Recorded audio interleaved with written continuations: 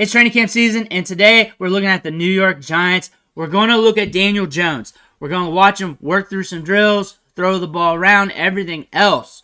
But before we dig in, you need to click that subscribe button. We're talking about training camp every day. We're looking at these clips every single day, a la carte style. You just watch who you want. Your favorite rookies, guys on your team.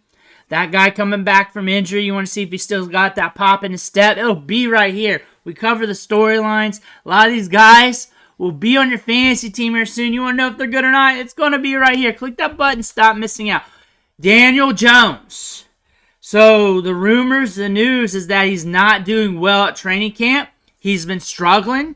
But also you'll catch some stuff out saying he's playing well too. If you're a Giants fan, you've been paying attention to him, and you know some stuff or seen some stuff, you've been to camp, let me know what you think in the comments below. Someone have a mixed bag of him making plays. Also got the struggle plays too, because those are being shown on social media.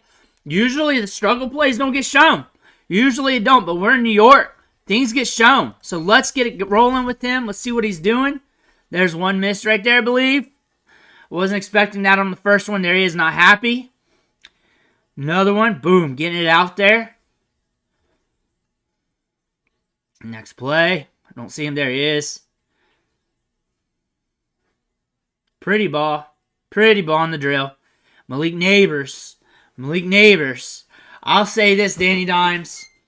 You target Malik Nabers on 30% of your pass attempts, you're going to do a lot better. You're going to do a lot better. 30+% of your pass attempts go to Malik Nabers. Allow him to get a 30+% target share. I think that one might have been a miss. I don't know. Downfield. Here we go. Nabers got to slow up for this one. Could have been out in front of him. Could have been an easy score. Could have been an easy score on that one. In the pocket. Another miss. There we go. Let me know what you're thinking about Danny Dimes right here. Another miss. Like, it's a highlight reel of misses. Like, you don't really get... That's a bad one. That's a bad one. Another miss. Some of these are duplicates just from different angles. Honestly, I just grab what I can grab. I just go right down the list. Same one again. But again, I want to show that one again because that needs to be out in front of him. Sure does. Back there. Getting out. Ooh. That was probably the ugliest one.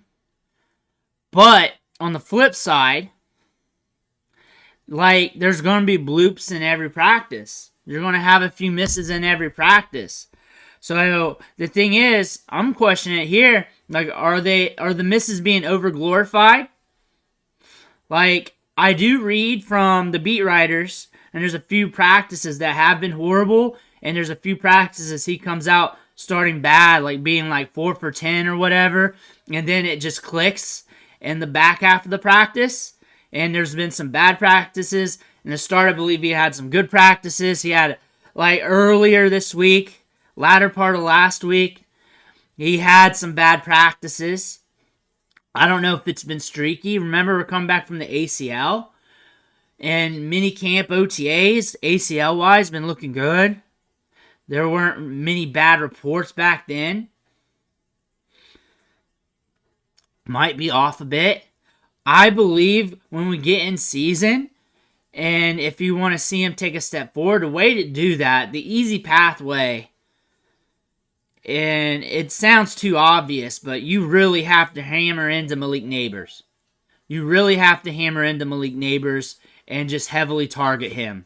He is going to be your swan song. You have to build around him. You have to really push targets to him. Malik Nabers has the upside to be a home run threat all the way around, to really inject a lot of explosiveness in this offense, generational talent.